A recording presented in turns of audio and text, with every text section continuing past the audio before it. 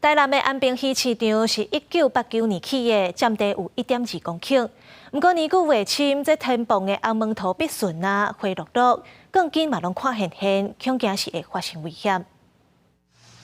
来到台南安平鱼市场，虽然过营业时间，遐尼大的空间会当想象半暝啊人是吵。不过详细甲看这天棚的红毛土已经落落来，甚至用网啊挡掉的，连牛顶头的钢筋也拢走出来，那牵着民众效果不堪设想。这个建物它是在78年的时候建筑的，那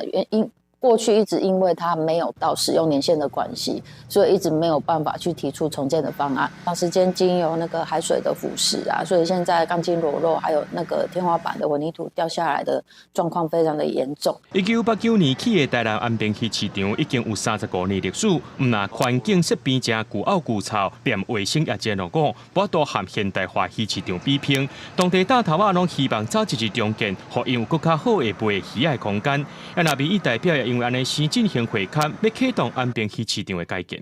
经过台南市结构技师工会鉴定，建议拆除重建，已获得渔业署允诺补助前期规划费300万。台南市区议会表示，因为鱼市场伫咧国家级风景区内面，兼顾着产业甲观光价值，未来出入动线、附属设施拢爱做好相关规划，包含渔会拍卖水产处理区、海洋资源文化教育中心、冷链设备等等，希望打造一个国际级的鱼市场。记者综合报道。